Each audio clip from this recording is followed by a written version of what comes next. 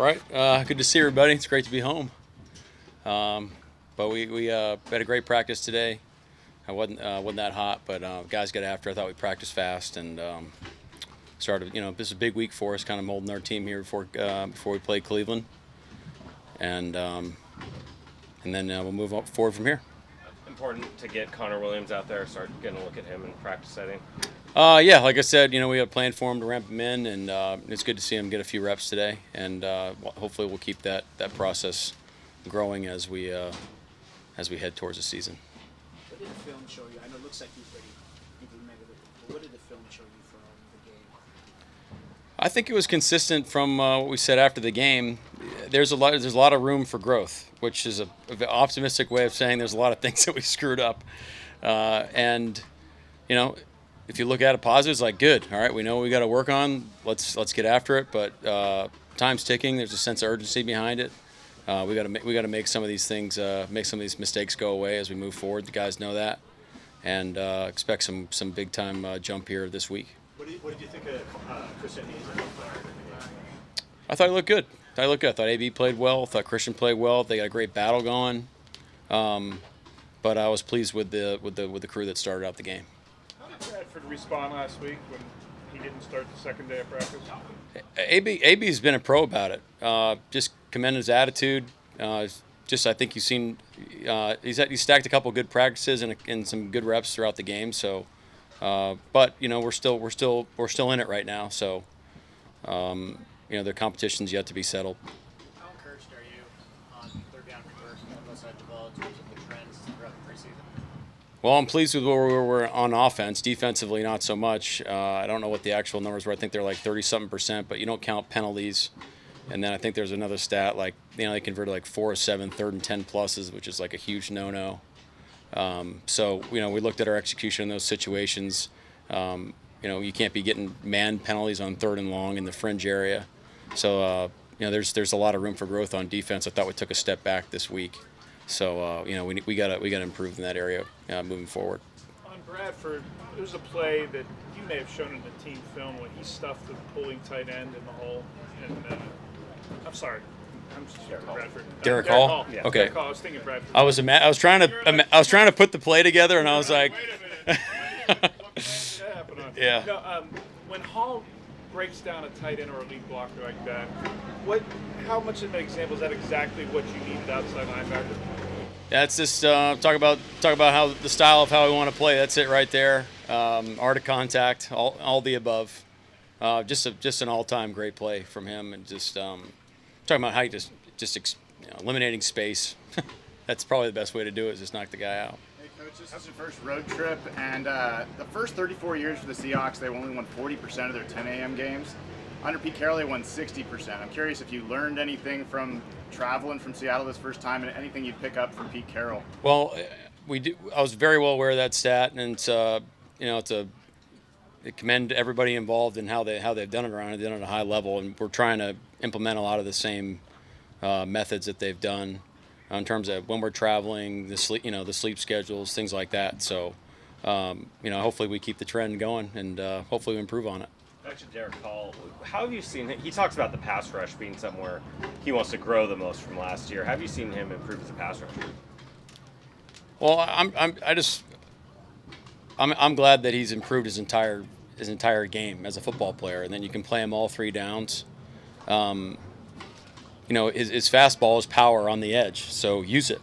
It's okay. It's okay to do things that you're good at, and then have a changeup. I mean, people have all these moves these days off the edge, and that's good, but there's only so many that you're gonna be able to throw. So we encourage guys to have their fastball, and then have a changeup or 2 off of it. But I think you've seen the power, and then how we're running our games and how we're kind of rushing 4 as 1. I think he's generating a feel for what we expect and the timing of some of the movements and things like that. So as a whole, I thought our pass rush has improved. We have to be careful getting past the quarterback and those step-up lanes, which have happened a few times in the preseason, but not unnatural right now, and where you're at with the learning curve and guys rushing the way that we're rushing. Going back to art of contact, is that the philosophy? That was a Jay Harbaugh teach the game right there in training camp. So shout out to Jay. How have have you seen Brady Russell emerge? Last year, he was really key guy in special teams, but this year, kind of the tight end stuff, it seems like he's become much more. Well, there's been some opportunities there with guys being banged up, and I think talk about a guy that just forces his way onto the field. I mean, just keep making plays, man. Steve Smith Sr. make a play a day. Seems like the ball finds him in areas, and he makes a play when it came to him. And we had the drop on the sideline, but he made it right there at the end of the half. And then just being able to play in line too, and do some of the movement stuff we're doing with the tight ends. Hopefully we find a role for him. If everything shakes out. So with most of the starters obviously not playing this upcoming game this weekend, what's kind of the plan for the week? And for a few of the Well, guys that I didn't necessarily say that yet, so we'll see about this weekend. So, still up in the air right now. Coach, you had a chance to make your fourth down call at the end of that game. I'm curious if that's the same process you'd go through for a regular season game or anything you would change. Same process, yes. Same decision. Don't know. How things change. There's all the numbers involved. We've debriefed on it. It turned out to be about even, whether to go forward or not. But when you go backwards on, after a half-yard line, figured give Jave Mine another shot and put it in the defensive hands to go close it out, and we didn't do that. In a situation like that, do you have somebody in your ear telling you the probabilities, or is that all? We have language that we share, so you're not, it's not this convoluted like math equation or whatever. But Brian Ayers gives it to me in real time, and those are things that going into that series of downs. So I kind of knew what we were going to do based off the result of the play, and based on how it shakes out, then you make a final decision. Like I said, we'll let the data drive a lot of the information we're going to do, but at the end of the day, you got to make a call. What you feel is best for your team, and what's best to win the game. So it's a balancing act. It's not one thing or another all the time. In that moment, did you want to give Jason, if you could, give Jason Ive another shot at how the night went? That was part of the decision making. I don't think that was probably not the biggest reason behind it, but yeah, that was part of it. And I had confidence he was going to make it. Is there anything more on the tight end, the tight ends, or No, I like the Farrow timeline. I think is still the same from what I told you after the game.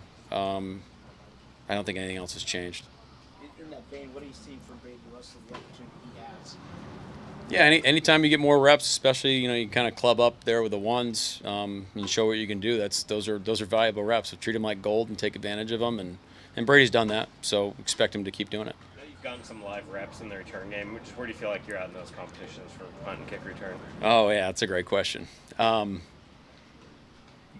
We're not there yet on special teams. Our return units, we've generated a couple explosive returns, which are exciting, but our cover teams need to improve. It's football as purest form, man. Like our fundamentals need to be better. How we leverage the football, how we get off blocks. We need to improve in those areas. You hinted at it, but can you clarify what your plan is for this weekend for who you plan to play? I'm gonna talk to some of the guys today. I have a pretty good idea, but I want to confirm it with them before I say anything publicly. Do you plan on having Abe for the opener? Who's that, Abe? Abe Lucas. Right now, I probably don't want to answer that question. In general, how do you feel about where your O-line is? Feel good. I mean, they're coming together. We're still battling out there at guard. But I think you've seen improvement throughout, especially in the last week, from Wednesday to Thursday to Saturday. So I'll expect that growth here over the next couple weeks. Hey, Coach, hypothetically, if one of your right guards shows he's a better pass blocker and one shows he's a better run blocker, is there any preference about which is a higher priority for you? I don't think so. What does Williams give you didn't have at center? Talking about Connor? I don't think it's anything we didn't have. It's just like I said, when we're talking about bringing in any player, you're saying, hey, we think this is a heck of a player that can help us, and that's the way we feel about Connor. But we also expect him to do the things that he does well, on the move, pass block, making the calls, taking charge up there. So it's not anything against the other guys. It's more of a vote of confidence in him and what kind of guy we think he is. When you went back and looked at the film of Sam, what did you think from Sam Howell? Man, I thought he was efficient with the ball. There's a couple decisions, we looked at and we said, hey, we could have made another decision, pre-snap, but for the most part, man, we moved the ball, I thought, pretty well. Thought we could start drives a little bit better, but just getting it out of his hand, getting to the playmakers, making good decisions in the run game, protections. I thought he was sharp. Were you kind of excited to see play this upcoming game? That's an easy one. Everybody, bro. Everybody. Did you learn anything from the debrief with AD and Carl after they got a chance to call the game? Maybe learn something about your scheme or how you want to address certain things? I think you're constantly saying, hey, what was the thought here? And sometimes, like you're calling the game in your head. I am, at least, while they're calling it. And there's a lot of things that were congruent. And there's some things where I was like, hey, what were you thinking in those situations? And to the guys' credit, they had reasons and thought they were sound. It just just kind of manifests itself a little bit differently. Anything else? Thank you. Okay. All right. Thanks, guys.